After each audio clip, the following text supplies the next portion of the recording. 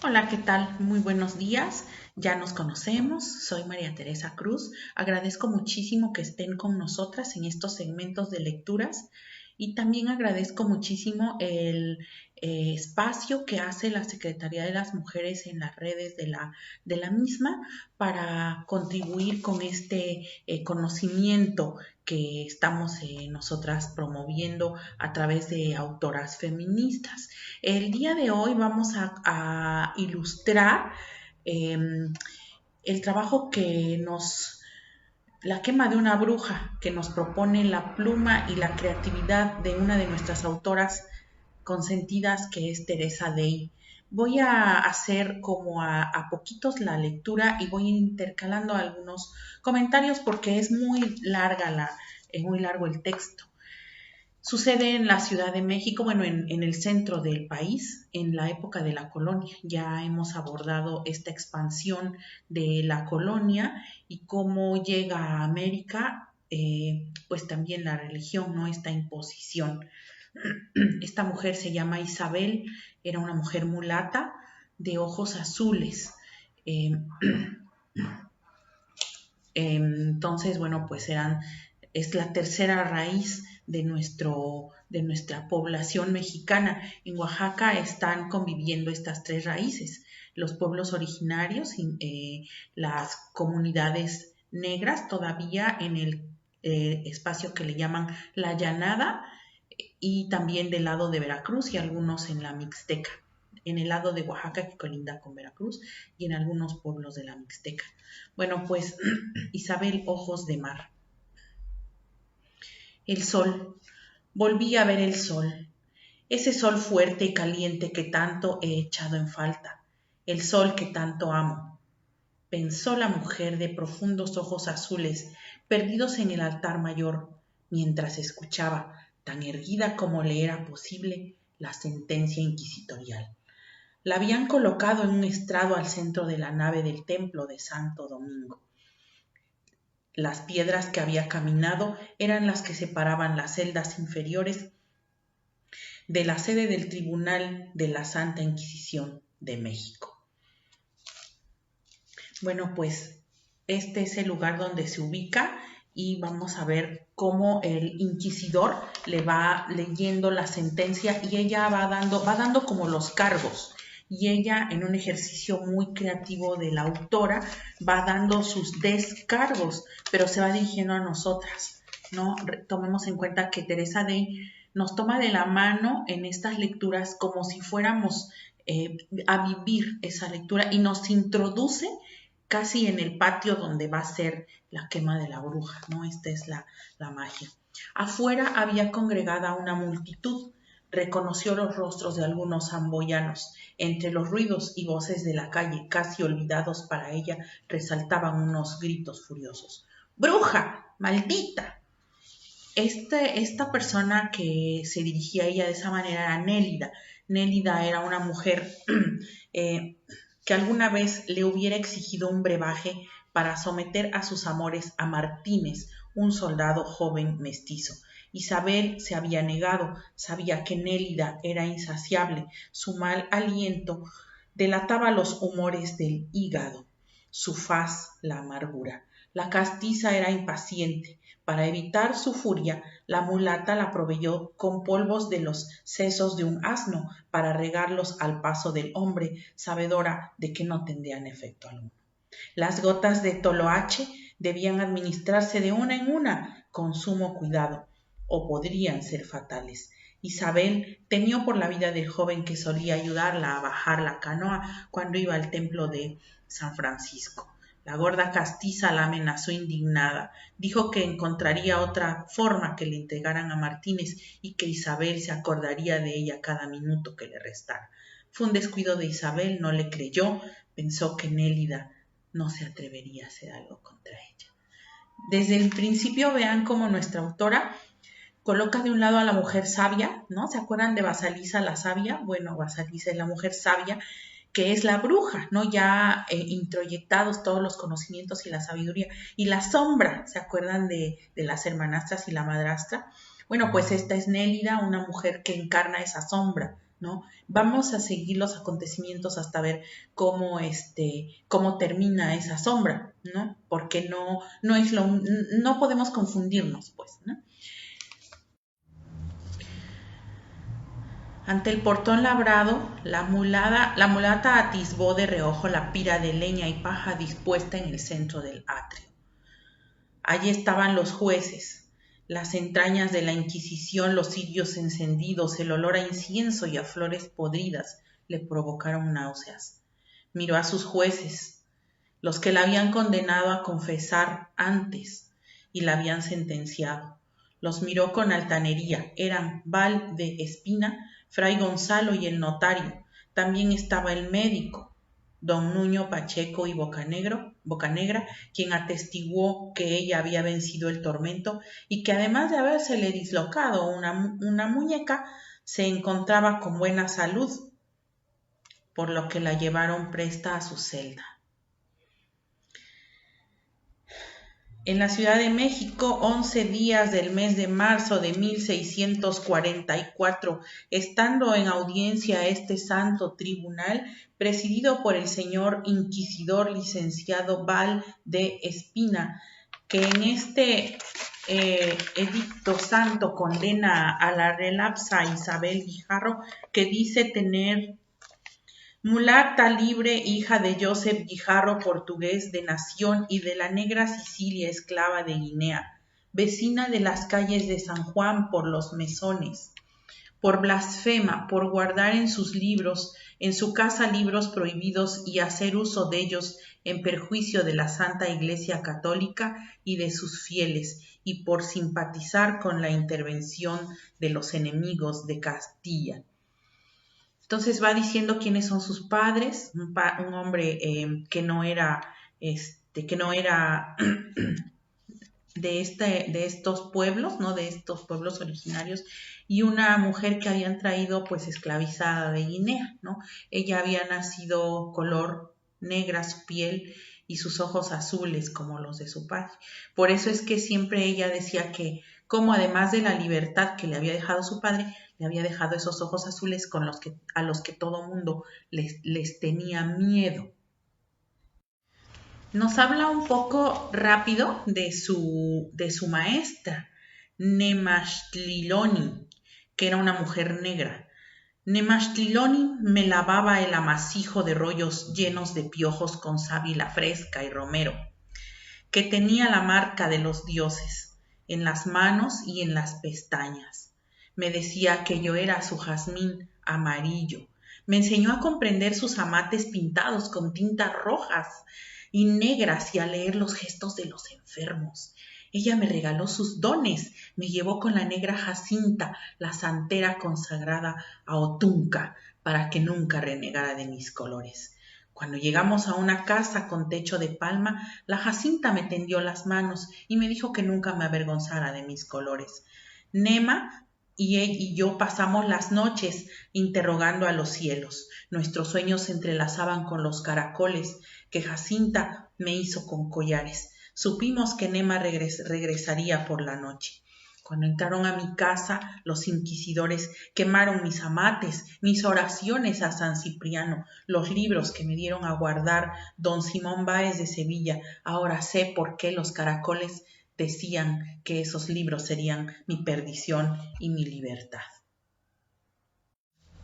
En la prisión conoció a una mujer que colindaba con ella a su celda y habían abierto con sus uñas un agujero a manera de canal de comunicación. Esta mujer se llamaba Margarita y había tenido una hija en la prisión, se llamaba Antonina. La niña había muerto y también Isabel le dice que cómo es que no la dejaron pedir manzanilla y otras hierbas para que curaran a la niña que había muerto, no porque la mamá la hubiera aplastado, sino porque había agarrado el frío de las celdas y había contraído la influenza. Entonces, cuando empezó a toser, se asfixió y murió la niña, ¿no? Entonces, tanto la madre como Margarita como Isabel lloraron muchísimo por esa niña, ¿no? Entonces, bueno, pues le pide que la perdone porque no tuvieron como el valor, pues, de pedir las hierbas para curar a la niña, ¿no? Entonces también el inquisidor, bueno, es como el descargo de esto que dice el inquisidor. Haber preparado bebedizos para amansar a los hombres y hecho pactos con los demonios en su sabbat, que dio su alma para curar y allegarse seguidores y que cobraba y enseñaba sus maleficios y otros maléficos saberes a otras personas. O sea, les molestaba que además cobrara por su herbolaria, ¿no? Por poner su herbario, también su jardín a disposición de otras mujeres. Esto es lo que ella comenta y lo que nos dice al respecto. Iban a mi casa mujeres de la corte con 2 y 3 apellidos para encargar ya una sábila, ya un jarabe o un rezo yoruba para amansar a sus hombres. Necesitaban alguna receta para endulzar el ánimo de sus señores o para ayudarlas a engatusar amantes. ¿Cuántas veces habían sido atendidas por mí, meretrices bien nacidas? Ellas pagaban con oro sus devaneos. Veo que después de un aborto del producto de sus amores con un mozo de palacio, hubo una mujer que quiso que le remendara el virgo con vejigas de gallina para casarse con un peninsular acaudalado en la mismísima catedral. ¿Por qué no había de cobrarles? Ellos lo tenían todo, nombre, casta, oro. ¿De qué otra cosa iba a vivir una mulata con cabellos de negra, rasgos de blanca, piel oscura y ojos color de mar embravecido? Bueno, pues además les enseñaba cosas para su autocuidado. Les indiqué cómo preparar un molido de cáscara de nuez con aguardiente y frotárselo en todo el cuerpo, mientras que después de un baño con albahaca conservarían sus carnes firmes y fragantes. Les aconsejaba que mascaran hojas de hierbabuena para el aliento y de barbasco para prevenir la concepción. Entonces les ayudé también cómo endurecer sus partes pudendas, deteniendo la orina para soltarla después 1,000 veces y parecerían vírgenes a los 40 años contados. Vemos cómo a los inquisidores lo que les molesta y al patriarcado, ¿no? Que las mujeres tengamos nuestro propio dinero, ¿no? Que ella fuera autosuficiente, que tuviera ese poder de conocer las hierbas y poder ayudar a otras mujeres que, como dice, no solamente eran mujeres pues de su medio, sino también mujeres adineradas y acaudaladas, ¿no? Este autocuidado que ahora le llamamos nosotras y que digo ya, si esto hubiera pasado, que ahora lo hablamos en redes, ya nos hubieran llevado a todas a la hoguera, ¿no? Porque así funcionaba eso. Una acusaba a la otra y a la otra y a la otra y así pasaron por la hoguera muchísimas mujeres llamadas brujas, ¿no? Además herejes porque desconocían la religión católica. Ellas, al menos en el caso de esta Isabel, que tenía raíces negras, sigue reconociendo a su diosa Otunca y haciendo sus rezos yorubas, ¿no? Que son las diosas del mar, de la sabiduría, de la fertilidad, del amor en la cultura negra, ¿no? Entonces, como esta negritud fue como perseguida y señalada cuando no se sometía a ser esclavizada, ¿no? Cuando no dejaban, porque además ella obtiene su libertad, ¿no? Entonces vean cómo hay esta cuestión de señalamiento y de persecución hacia la mujer que además era pobre, ¿no? Porque es otra de las características de las brujas, empobrecida más bien, ¿no? Aunque fuera libre.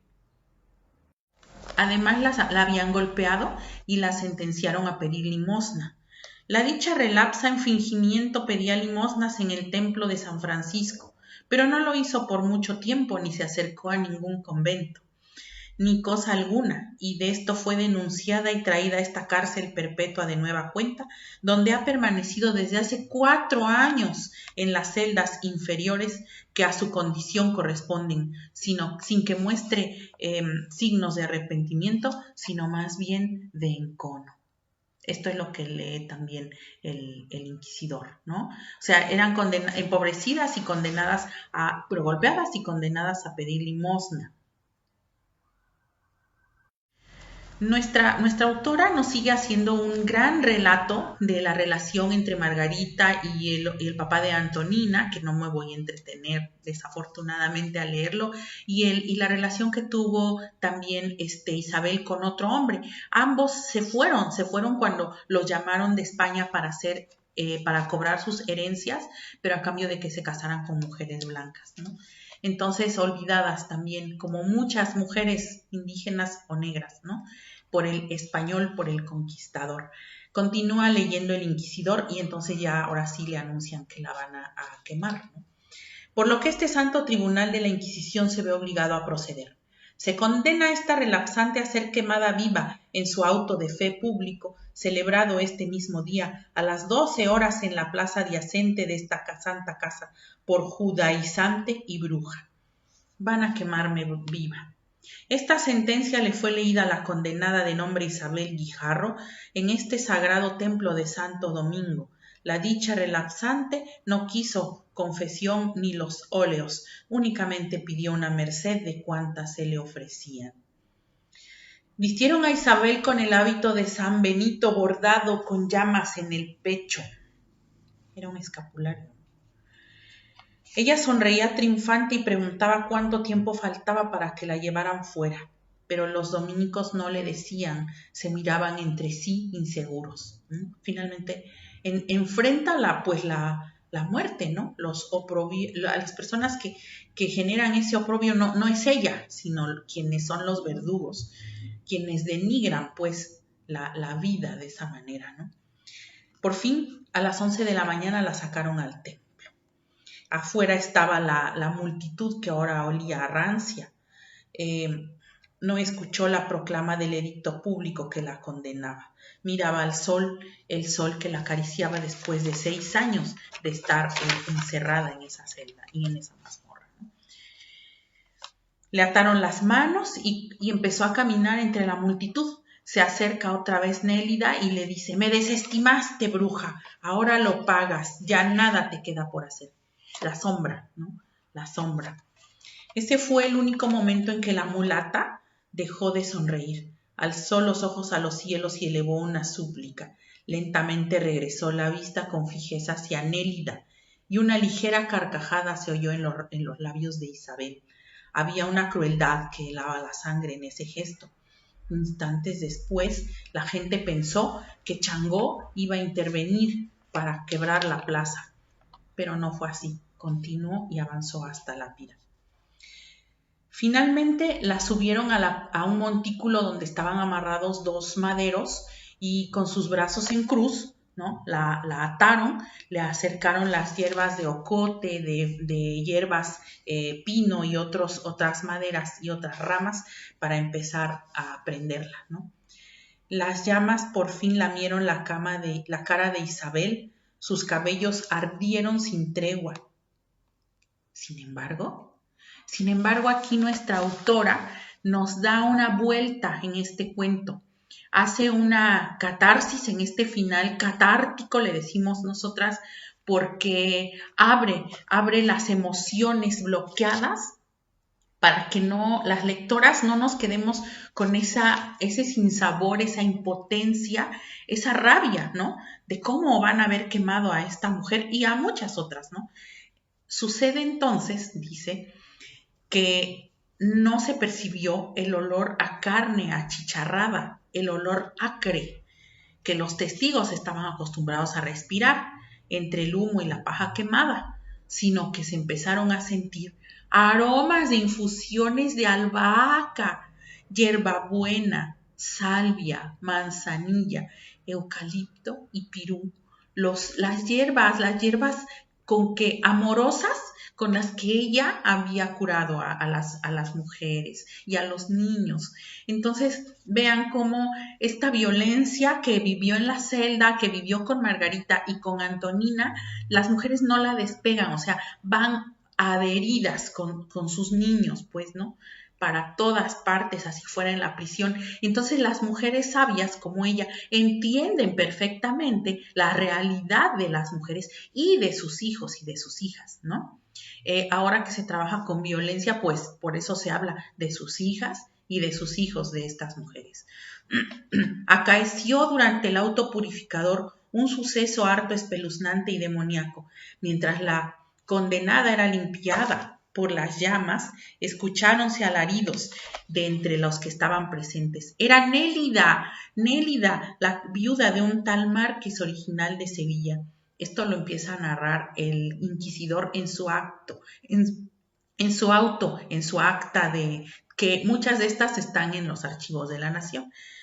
A la vieja se le erizaron los pelos rojos y gritaba: ¡Que me ardo! ¡Que me quemo! ¡Haced algo! ¿Qué no veis las rojas ámpulas que me revientan por todo el cuerpo? Pero nada se le distinguía hasta que cayó muerta de asfixia con la boca y la lengua todas negras de puros estertores. Nadie quiso acercarse al cadáver, que yació ahí durante 2 días despidiendo hedores de corrupción insoportables, ¿no? Ni los perros la resistían. Durante la noche, segunda noche sin luna, el cuerpo desapareció, dejando tan solo una negra mancha grasienta. El cuerpo parece que pudo bien ser que los demonios vinieran por ella al amparo de su reino de oscuridad. Las cenizas de la condenada Isabel Guijarro fueron recogidas y enterradas en los osarios de los sótanos de la cárcel de la Perpetua, junto con los restos de Margarita de Rivera y su hija Antonina, que según consta en actas fue la única merced que la relapsa suplicó y que fue aceptada como muestra de la generosidad de nuestra iglesia.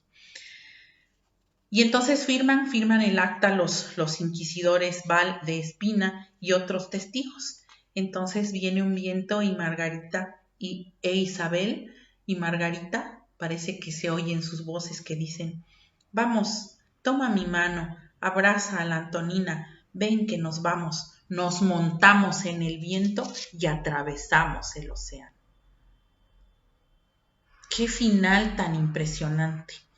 Pues bueno, el cuento, como vieron, es bastante extenso, maravilloso y hermoso.